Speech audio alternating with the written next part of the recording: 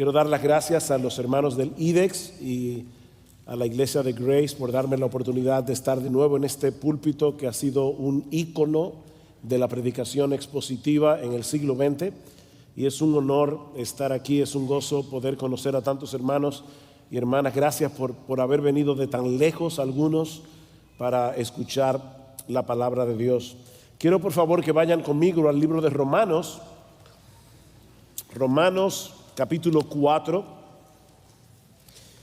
y vamos a leer los versículos 23 al 25. Romanos capítulo 4, versículo 23 al 25. Dice Pablo: y no solamente con respecto a él, y veremos en el contexto que se refiere a Abraham, no solamente con respecto a él se escribió que le fue contada, sino también con respecto a nosotros, a quienes ha de ser contada. Esto es, a los que creemos en el que levantó de los muertos a Jesús, Señor nuestro, el cual fue entregado por nuestras transgresiones y resucitado para nuestra justificación. Alguien dijo una vez que el Evangelio no solo es el corazón de la Biblia, sino también el corazón que bombea vitalidad a la iglesia. Si no entendemos el Evangelio, no entendemos la Biblia. Y si no entendemos la Biblia, no hay salvación. Y si no hay salvación, no puede haber iglesia. Así que sin el Evangelio no entendemos las Escrituras. Sin el Evangelio no hay personas que puedan ser salvadas. Sin el Evangelio no habría iglesia. Pero aún podemos dar un paso más y decir que ningún verdadero creyente puede seguir creciendo en su fe, ni podrá luchar eficazmente contra el pecado que todavía mora en él, a menos que continúe aplicándose ese evangelio cada día. Por eso alguien decía que el diablo pone todo su empeño en detener el avance del evangelio. Y si no puede detenerlo, en cambiarlo. Y si no puede cambiarlo, en mezclarlo. Y si no puede mezclarlo, en reinterpretarlo. Y si no puede reinterpretarlo, en diluirlo. Y si no puede diluirlo, en distraernos en otras cosas para que no le prestemos al evangelio la atención que debemos prestarle en la iglesia. El punto es, mis hermanos, que el diablo hará todo lo que esté a su alcance para que el mensaje del evangelio no sea debidamente proclamado. Por lo tanto, si nosotros queremos ver a los pecadores venir a Cristo en arrepentimiento y fe, y queremos promover el crecimiento espiritual en la iglesia, es necesario que amemos, protejamos, proclamemos con pasión y con convicción el evangelio. Pero eso solo será posible si nosotros tenemos un claro entendimiento de lo que ese evangelio es y de lo que ese evangelio implica.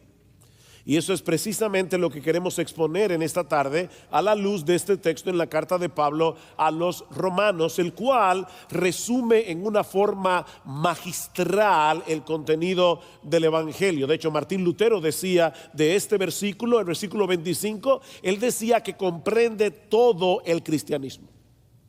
Romanos 4:25, dice Lutero, resume el todo del cristianismo. Mis hermanos, este es el corazón de lo que nosotros debemos creer para ser salvos: que Cristo fue entregado por nuestras transgresiones, que Él fue resucitado para nuestra justificación. Ahora, para poder entender esta declaración de Pablo, tenemos que entender que es una conclusión de algo que Pablo viene tratando ya a través de todo el capítulo 4, en el que usa el ejemplo de Abraham y el ejemplo de David para probar que la justificación es por medio de la fe sola. Estamos celebrando en unas semanas, estaremos celebrando el 500 aniversario de la Reforma Protestante, y este fue el caballo de batalla de la Reforma. La doctrina de la justificación por la fe sola, no por nuestros méritos personales. Dice Pablo en Romanos capítulo 4, versículo 1, ¿qué pues diremos que halló Abraham, nuestro padre según la carne? ¿Qué halló Abraham? En otras palabras, ¿hay algún mérito que podamos atribuirle a Abraham? Algo que él haya hecho y que lo ayudara a ganarse el favor de Dios. Bueno, ¿saben qué? Los judíos creían que sí, que Abraham tenía méritos. De hecho, Abraham era considerado por muchos rabinos como el único hombre justo de su generación. Así que Pablo, en una forma muy inteligente, claramente inspirado por el Espíritu de Dios, está dando aquí a los judíos por donde le duele. Porque ellos sí creían que Abraham era justificado por sus obras. Por ejemplo, en el libro de los Jubileos, un libro que fue escrito en el siglo II antes de Cristo, dice literalmente que Abraham fue perfecto en todas sus obras con el Señor y agradable en justicia todos los días de su vida. Y en Primera de Macabeos, no les voy a pedir que busquen eso en sus Biblias porque no está, yo espero que no esté. Pero en Primera de Macabeos capítulo 2, en el versículo 52, dice, el autor se pregunta, ¿no fue acaso Abraham hallado fiel cuando fue puesto a prueba y su fidelidad le fue contada por justicia? Interesante, porque el autor de Macabeos está citando aquí Génesis capítulo 15 versículo 6, que es el pasaje que el apóstol Pablo va a citar ahora. Dice, porque si Abraham fue justificado por las obras, él tiene de qué gloriarse, pero no para con Dios, porque ¿qué dice la escritura? Génesis 15:6, creyó Abraham a Dios y le fue contado por justicia. De hecho, en cierta medida, todo el capítulo 4 de Romanos es una explicación, es un desarrollo de Génesis capítulo 15 versículo 6. Abraham creyó y por eso fue justificado por medio de la fe. Él fue declarado justo en el tribunal de Dios por medio de la fe, no porque la fe tenga algún mérito, porque aún la fe es un regalo de Dios. Él simplemente se apropió de algo que Dios le otorgó gratuitamente por gracia. Dios le otorgó justicia a Abraham como un don gratuito, del cual él se apropió por medio de la fe. Ahora, el punto central de este capítulo es que esa forma por medio de la cual Abraham fue justificado es la forma a través de la cual Dios justifica a todo pecador. Dios siempre ha estado justificando a los pecadores desde el Antiguo Testamento, por medio de la fe sola. Noten lo que sigue diciendo Pablo en el versículo 4, pero al que obra no se le cuenta el salario como gracia, sino como deuda, mas al que no obra, sino cree en aquel que justifica al impío, su fe le es contada, le es imputada como justicia, por justicia al que obra. No solamente a Abraham, a cualquiera, puede ser chileno, puede ser argentino, puede ser hasta mexicano, todo. Cualquiera que crea, es porque lo que dijo Michael, no fui yo que dije eso. Yo amo a los mexicanos. Pero cualquiera que cree es justificado por medio de la fe. De hecho, noten cómo comienza el texto que vamos a exponer en esta tarde, versículo 23. Y no solamente con respecto a él se escribió que le fue contada, que la fe le fue contada por justicia. En otras palabras, lo que Pablo está diciendo aquí es que el Espíritu Santo inspiró a Moisés para que incluyera esa declaración de Génesis capítulo 15 versículo 6, no solo por causa de Abraham, sino por causa de todos nosotros. No solo por él se escribió eso, se escribió por todos los creyentes a lo largo de la historia, que al igual que Abraham habrían de ser justificados por la fe. Ahora, noten que Pablo no dice aquí simplemente que todo aquel que cree será salvo. No se trata de una fe sin contenido. No es una fe en algo, es una fe en alguien que hizo algo específico para salvar a pecadores. Y mis hermanos, es importante que hagamos esa aclaración por el tipo de espiritualidad que muchos tienen en el día de hoy. Así que voy a hacer una declaración que quizás para algunos les resulte chocante, pero creer en Dios no salva a nadie. Creer en Dios no salva. El infierno estará lleno de personas que creen en Dios. De hecho, la Biblia dice en Santiago capítulo 2 versículo 19 que aún el diablo cree que Dios es uno y no por eso deja de ser diablo. Lo que Pablo dice en este texto es que solo serán salvos aquellos que creen en aquel que levantó de los muertos a Jesús nuestro Señor, el cual fue entregado por causa de nuestras transgresiones y resucitado para nuestra justificación. Y hay dos cosas fundamentales aquí que constituyen la esencia de nuestra fe y que vamos a estar exponiendo en este sermón. La primera es que Cristo fue entregado por nuestras transgresiones. Muchos conocen y aceptan el hecho de que Jesús murió crucificado el Viernes Santo. Pero el conocimiento de ese hecho histórico no salva a nadie.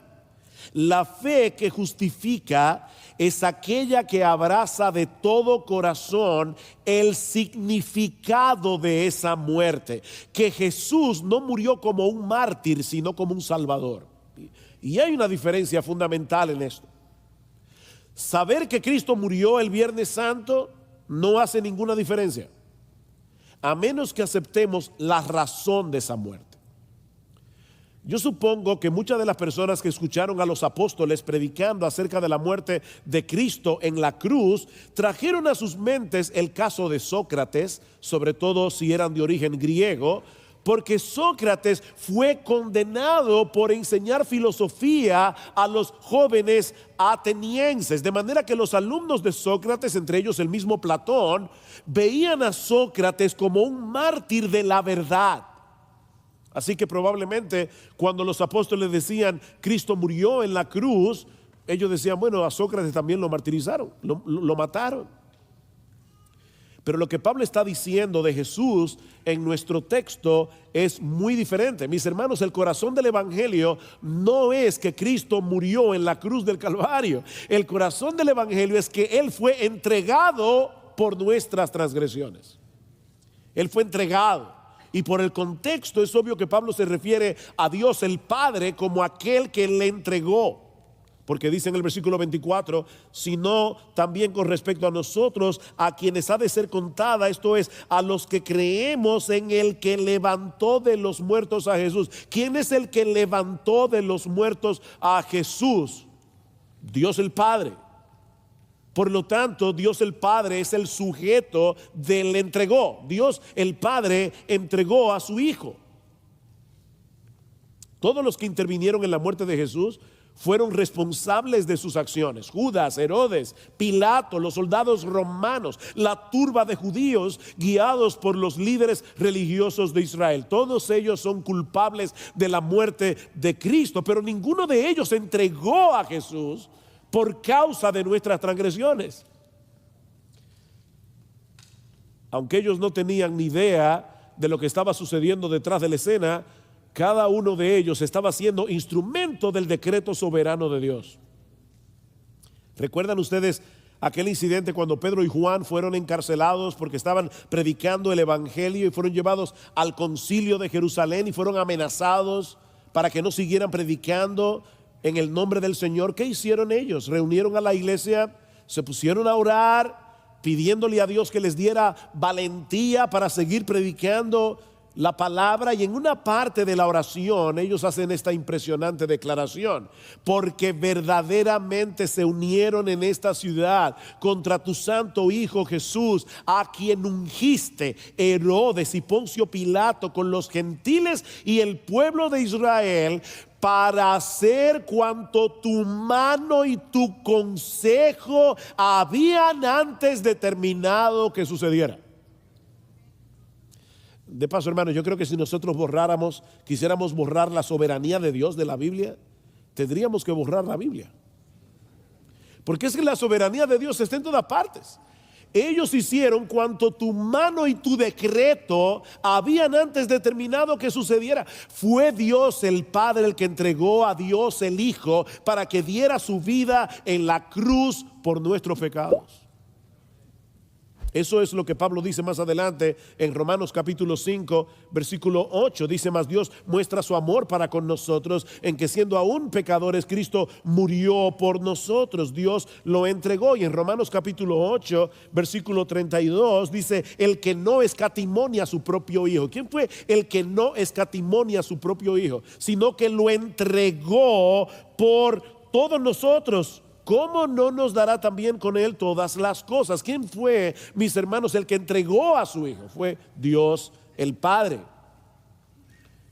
Él murió en la cruz por cada una de nuestras ofensas al carácter santo y justo de Dios. Él murió por todas las veces que nosotros hemos violado su ley. Para la mayoría de las personas en el día de hoy esto es incomprensible. Si Dios es amor, como dice la Biblia, y todopoderoso, ¿por qué no decidió perdonarnos a todos sin tener que sacrificar a su propio Hijo? ¿Por qué? Porque ese Dios de amor también es perfectamente santo, también es perfectamente justo, y la justicia demanda que el malhechor reciba lo que merece. Veo a muchas mujeres aquí. Imagínate a una mujer que llega a su casa y se encuentra a su esposo en los brazos de otra, siéndole infiel. ¿Cómo reaccionan las mujeres normales en una situación como esta? Mira, mi amor, para resolver esto de la manera más civilizada, me voy de casa por media hora para que ella recoja sus cosas y se vaya. Y luego yo regreso y la vida sigue como si nada, ¿verdad? Ninguna mujer normal reacciona así. No, mis hermanos. Es por eso que el perdón siempre resulta costoso para el que perdona. El perdón siempre encierra un costo. Hay que asumir un costo para poder perdonar al que nos ha agraviado. Actualmente en nuestro país se está juzgando un caso de corrupción en el que uno de los tantos, en el que algunos funcionarios del gobierno parecen haber recibido grandes sumas de dinero para favorecer a una constructora extranjera. Ahora imagínense que mañana aparece en los diarios esta noticia. Esta es la lista de aquellos inculpados en el caso que nos ocupa y fueron hallados culpables, pero el presidente de la República, en un acto sin precedente de amor y de misericordia, decidió perdonarlos a todos y hacer como si nada hubiera pasado. La pregunta es: ¿cómo ustedes creen que reaccionaríamos la mayoría de los dominicanos? ¿Alabando al presidente por su amor y compasión? Por supuesto que no. Reaccionaríamos indignados por la injusticia que se ha cometido. Hay algo en nosotros que demanda una satisfacción, porque fuimos creados a la imagen de un Dios justo. Deseamos de todo corazón que cada cual reciba lo que merece, excepto, por supuesto, cuando se trata de nosotros. En otras palabras, nosotros queremos justicia para los demás. Para nosotros queremos misericordia. Pero la Biblia dice que algún día todos vamos a comparecer ante el tribunal de Dios, y en ese día la justicia prevalecerá por encima de todo lo demás. De manera, mis hermanos, que hay una tensión formidable entre el amor de Dios y la justicia de Dios. No una contradicción, sino una tensión. ¿Cómo puede un Dios justo perdonar en su amor a pecadores culpables y seguir siendo justos? Esa es la tensión. ¿Cómo resolver ese dilema entre la justicia y el amor de Dios? Por ejemplo, dice en Isaías capítulo 45, versículo 21, que nuestro Dios es justo y salvador. Pero eso es un problema. ¿Cómo puede ser Dios justo y salvador? No parece posible desde nuestra perspectiva humana que Él sea las dos cosas al mismo tiempo. ¿Cómo resolver, mis hermanos, ese dilema entre el Dios que debe castigar al pecador porque Él es justo, pero al mismo tiempo en su amor desea salvarlo porque Él es salvador? Bueno, la Biblia dice dos cosas acerca de esto. La primera es que solo Dios mismo podía llegar a ser nuestro salvador. La Biblia dice eso. Solo Dios puede salvar. Nadie más puede hacerlo. Mis hermanos, lo que estamos diciendo es que solo Dios puede salvarnos de su ira. Solo Dios. Isaías 43:11, yo soy el Señor y fuera de mí no hay salvador. Y el salmista dice en el Salmo capítulo 3, versículo 8, que la salvación le pertenece al Señor. Ni el ángel más poderoso y puro podía hacer eso. Solo Dios puede salvar a los pecadores. Pero la Biblia nos enseña también que el Salvador tenía que ser un miembro de la raza humana para que pudiera representar al hombre culpable y rebelde en el tribunal de Dios y pagar por sus rebeliones. En el mismo momento en que Adán y Eva pecaron contra Dios en el huerto del Edén, Él promete enviarles un Salvador a un ser humano nacido de mujer. ¿Recuerdan la profecía de Isaías capítulo 53? ¿Cómo se describe a este Salvador en ese texto? Un varón de dolores, experimentado en quebrantos. Así que no había alternativa. El Salvador de los pecadores tenía que ser Dios y hombre a la vez. Fue por eso que la segunda persona de la Trinidad asumió una naturaleza humana semejante en todo a la nuestra, pero sin pecado, y luego fue a la cruz a morir en nuestro lugar. Mis hermanos, Dios entregó lo que Él más amaba a su Hijo Jesucristo para que Él pagara nuestra deuda y así poder perdonar a pecadores culpables que le odiaban, manteniendo intacta su justicia. El Hijo fue entregado por el Padre por causa de nuestras transgresiones. Así que no fue un mártir el que dio su vida el Viernes Santo, fue un Salvador. El Rey del universo, que decidió voluntariamente y en obediencia a su Padre recibir en lugar de pecadores el castigo de la justa ira de Dios por todos y cada uno de nuestros pecados. Al que no conoció pecado, por nosotros Dios lo hizo pecado para que nosotros fuésemos hechos justicia de Dios en él. Pero esa no es toda la historia. Si Cristo hubiera muerto en la cruz y no se hubiera levantado vivo de la tumba, su muerte habría sido en vano. No tendríamos ningún evangelio que predicar. Ese es el argumento de Pablo en 1 Corintios capítulo 15, que es el gran capítulo del Nuevo Testamento sobre la doctrina de la resurrección. Algunos en Corinto estaban negando la posibilidad de una resurrección corporal. Y Pablo les dice, si no hay resurrección de muertos, tampoco Cristo resucitó. Y si Cristo no resucitó, vana es entonces nuestra predicación, vana es también vuestra fe, aún estáis en vuestros pecados. Lo que Pablo está diciendo aquí en 1 Corintios 15 es lo mismo que dice en Romanos capítulo 4.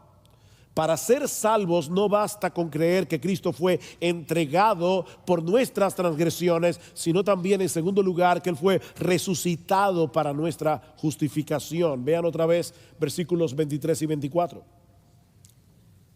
Y no solamente con respecto a Él se escribió que le fue contada, sino también con respecto a nosotros, a quienes ha de ser contada, esto es, a los que creemos en el que levantó de los muertos a Jesús, Señor nuestro. Yo le decía a mi esposa en estos días, la verdad es que el hecho de que la gente no crea que la Biblia es la palabra de Dios es una demostración de las tinieblas del pecado en el corazón del hombre. Porque la Biblia es un libro que no puede ser explicado si no es a través de la inspiración del Espíritu Santo.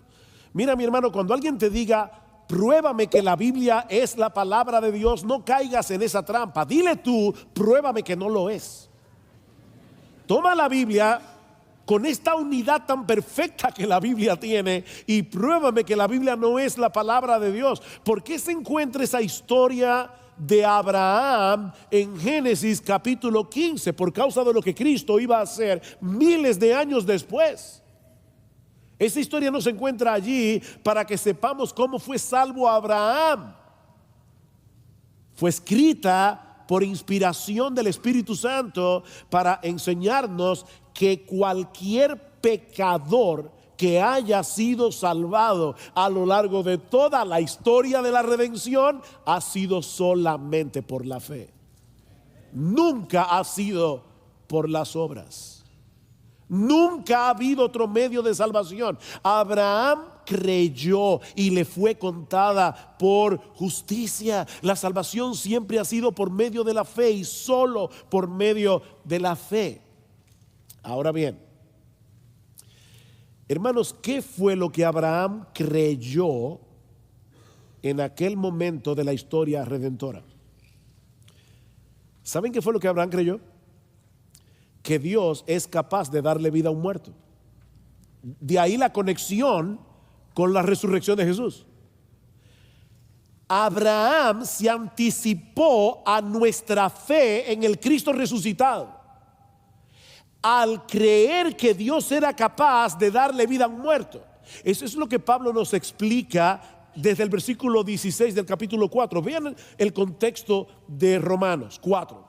Por tanto, es por fe para que sea por gracia, a fin de que la promesa sea firme para toda su descendencia, no solamente para la que es de la ley, sino también para la que es de la fe de Abraham, el cual es padre de todos nosotros, como está escrito: te he puesto por padre de muchas gentes, colombianos, argentinos, mexicanos, dominicanos, chilenos, costarricenses, puertorriqueños, de muchas gentes delante de Dios, a quien creyó, el cual da vida a los muertos y llama las cosas que no son como si fuesen. Dios le prometió un hijo a Abraham y él creyó en esa promesa, a pesar de que era imposible para él tener un hijo. No solo porque Abraham tenía casi 100 años y Sara alrededor de 90, sino también porque Sara era estéril. ¿Ustedes se imaginan a Sara llegando a ginecología y obstetricia? Ella está buscando el departamento de ginecología. Viene a visitar a su bisnieta que está dando a luz. No, ella está embarazada. Por eso es que se llama Isaac. Isaac se llama risa, es que da risa. Ciertamente, eso era increíble que Sara estuviera embarazada de Abraham. De hecho, hay algo interesantísimo. Otra vez veo la fantástica unidad de las Escrituras. Abraham, que es el padre de la fe, ¿verdad? No sin entre comillas, él es el padre de la fe, pero no era perfecto, y Abraham en 2 ocasiones puso a Sara en riesgo. En Génesis capítulo 12 no se nos queda claro en la Biblia si Sara fue tocada por esta persona que la tomó en su harén. No lo vemos claro. El autor del Génesis no aclara eso. Pero la segunda vez que eso pasa, en Génesis capítulo 16, ahí sí se aclara de una manera evidente que Abimelech no tocó a Sara.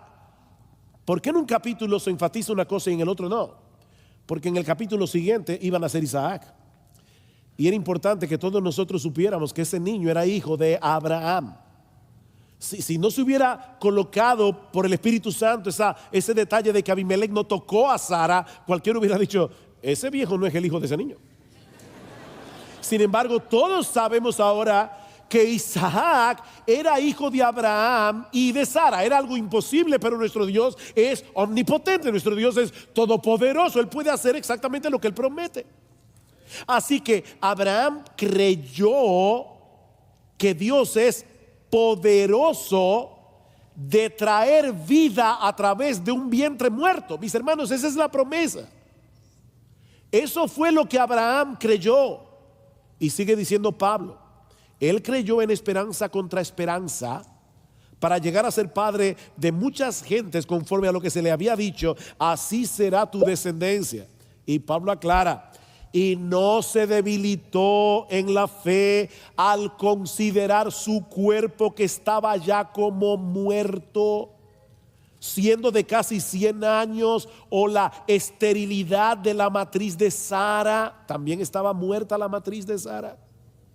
Tampoco dudó por incredulidad de la promesa de Dios, sino que se fortaleció en fe, dando gloria a Dios, plenamente convencido de que también era poderoso para hacer todo lo que había prometido, por lo cual también su fe le fue contada por justicia.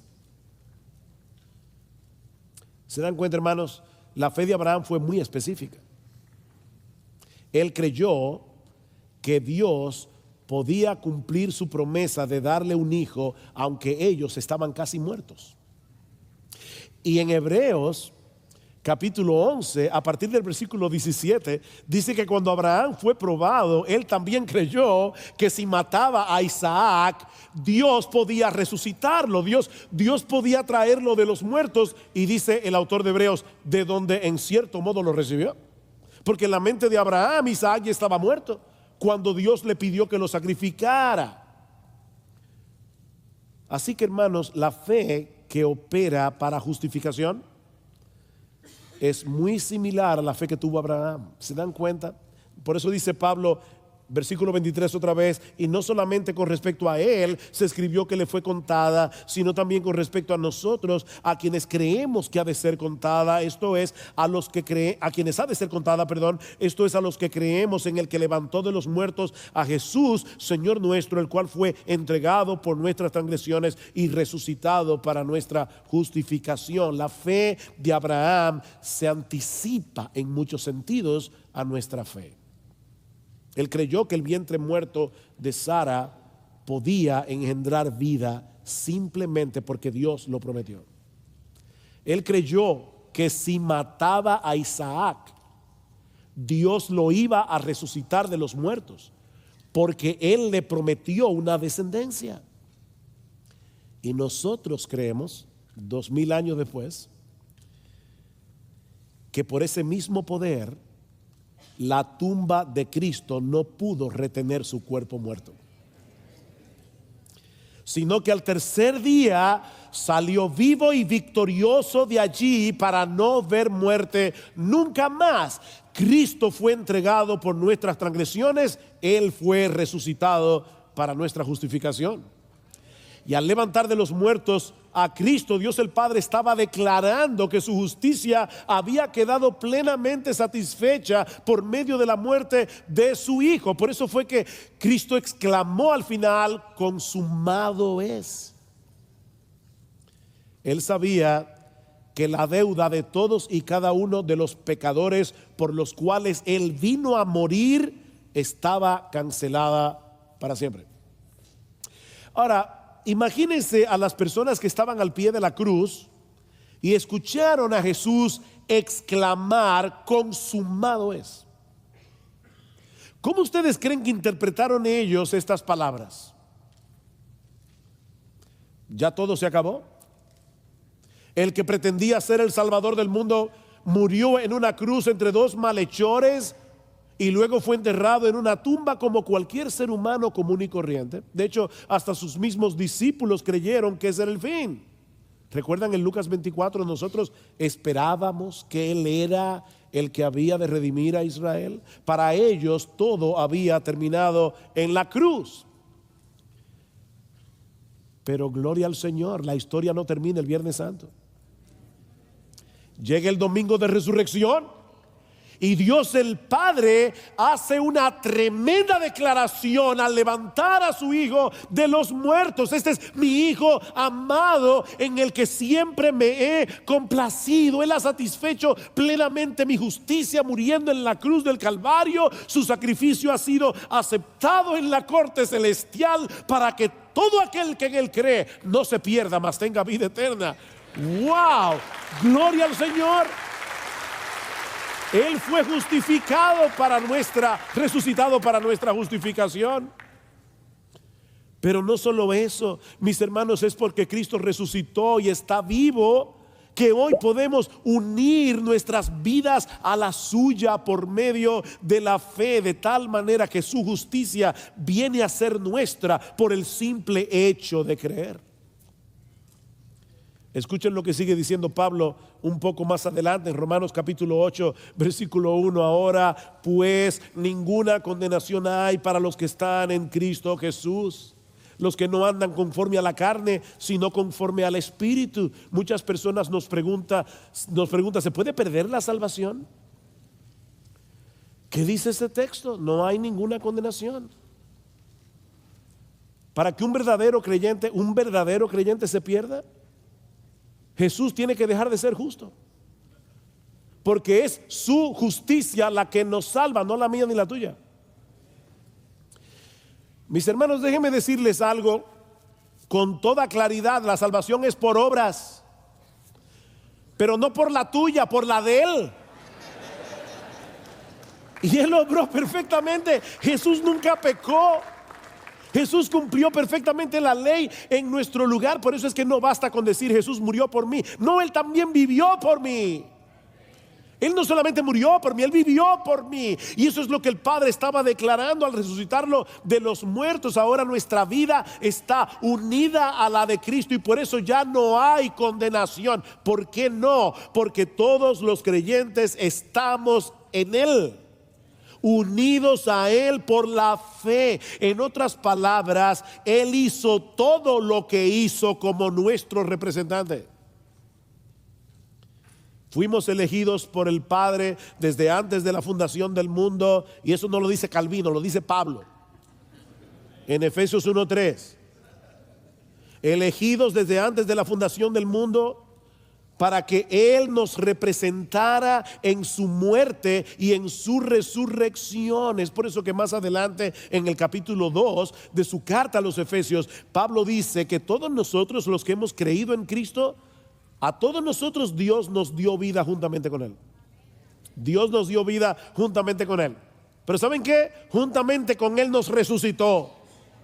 Y asimismo nos hizo sentar en los lugares celestiales en Cristo Jesús. No, pastor, yo estoy sentado en Grace Community Church.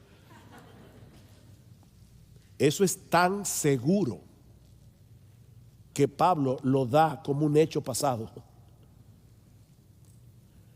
Donde esté Cristo estaremos tú y yo, si estamos unidos a Él. Nuestras vidas están unidas a Jesús por medio de la fe, y por lo tanto nosotros vivimos también porque Él está vivo. Estamos unidos a un Salvador que no está muerto. Un Salvador muerto no puede darle vida a nadie, pero Cristo resucitó y nosotros resucitamos juntamente con Él. Todos nuestros pecados fueron clavados con Él en la cruz, y cuando Él salió de la tumba el domingo de resurrección, nosotros resucitamos con Él para andar en novedad de vida. Eso es lo que Pablo nos enseña en Romanos capítulo 6. ¿Por qué tú y yo podemos andar en santidad? No perfecta, pero sí sincera y genuina y creciente, como predicaba nuestro hermano hace un momento. Porque nuestras vidas están unidas al Cristo vivo. Dice Pablo, porque somos sepultados juntamente con Él para muerte por el bautismo, a fin de que como Cristo resucitó de los muertos por la gloria del Padre, así también nosotros andemos en vida nueva. Porque si fuimos plantados juntamente con Él en la semejanza de su muerte, así también lo seremos en la de su resurrección, sabiendo esto, que nuestro viejo hombre fue crucificado juntamente con Él, para que el cuerpo del pecado sea destruido, a fin de que no sirvamos más al pecado. ¿Ven el punto, mis hermanos? Nuestras vidas están unidas a un Cristo que murió y resucitó. Y por lo tanto podemos estar absolutamente seguros de dos cosas. En primer lugar, que ya no tenemos cuentas pendientes en el tribunal de Dios.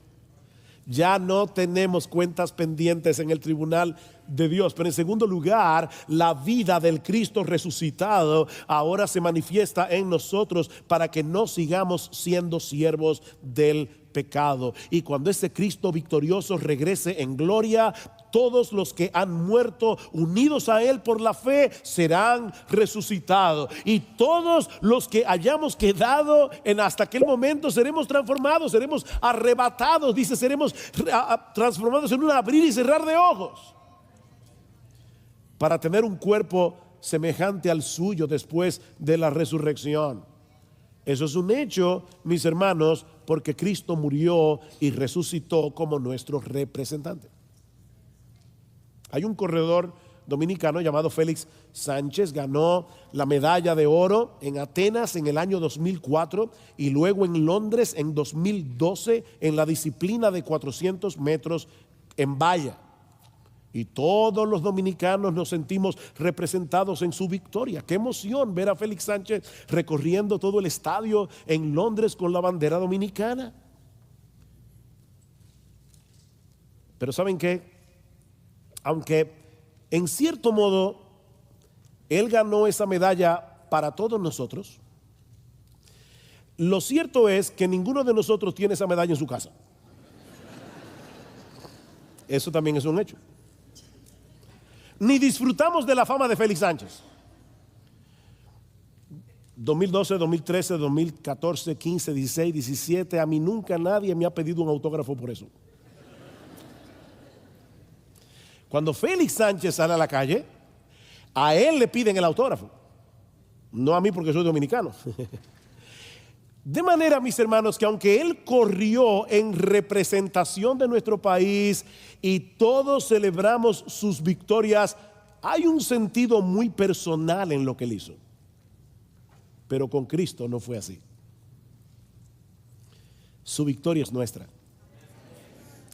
Su victoria es nuestra victoria. Absolutamente nuestra. Cuando Jesús se levantó de la tumba al tercer día, mis hermanos, todos los creyentes ganamos con Él. Y no una medalla de oro. Ganamos la plena aceptación de Dios el Padre.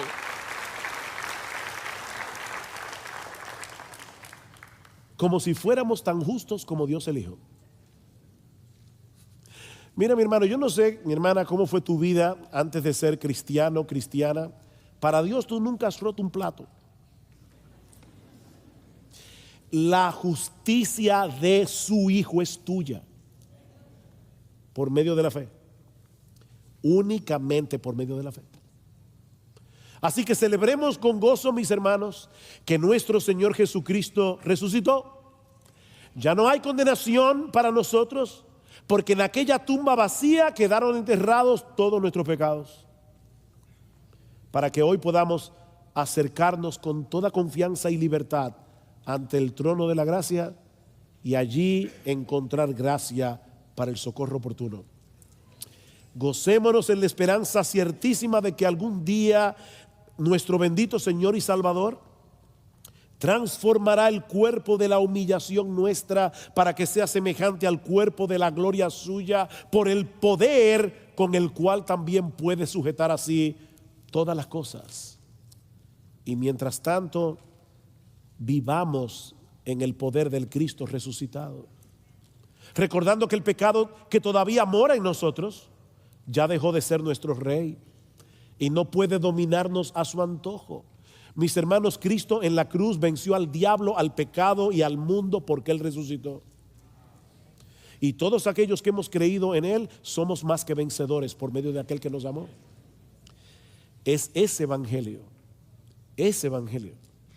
que ofrece una salvación tan grande, solo por Cristo, solo por gracia, solo por medio de la fe, el que nosotros debemos defender y proclamar en nuestras iglesias semana tras semana, sin cambiarlo, sin mezclarlo, sin reinterpretarlo y sin diluirlo.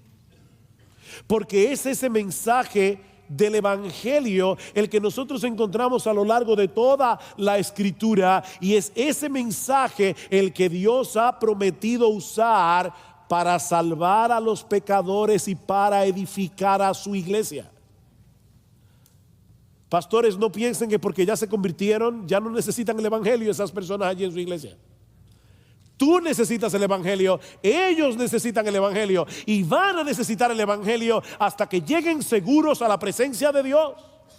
Mis hermanos, no demos por sentado el Evangelio, no demos por sentado el Evangelio, porque si hay algo que el pecador necesita para ser salvo y el creyente para crecer en santidad, es escuchar el poderoso mensaje de que somos justificados únicamente por medio de la fe en la persona y la obra de nuestro precioso, bendito, glorioso Señor y Salvador Jesucristo.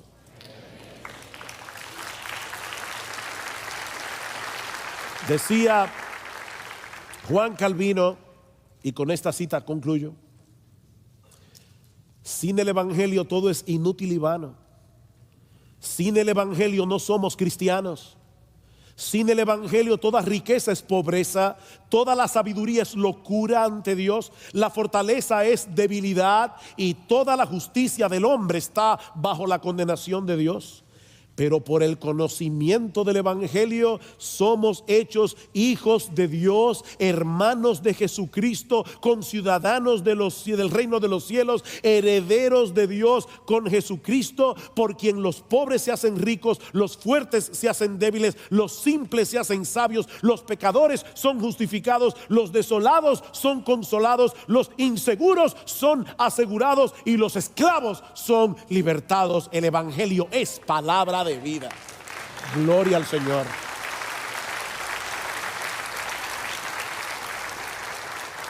Vamos a orar. Padre, nosotros queremos darte gracias por habernos dado en esta tarde la oportunidad de predicar una vez más tu palabra. Gracias, oh Señor, por darle el privilegio a hombres comunes y corrientes, pecadores, salvados por Cristo a través de ese mismo Evangelio, poder predicar ese Evangelio a otros. Alabado sea tu nombre, Señor. Glorias sean dadas únicamente a ti. Ayúdanos a ser fieles mientras seguimos proclamando con fidelidad este mensaje de salvación, cuyo centro es Cristo y este crucificado y resucitado para nuestra justificación. Gracias, oh bendito Rey, por nuestro bendito Salvador, en cuyo nombre pedimos estas cosas. Amén. Amén. Si te gustó este contenido, deja tu like y comentario. Suscríbete al canal Verdadero Dios para no perderte el próximo video y comparte el enlace para que el mensaje llegue a más personas. Muchas gracias.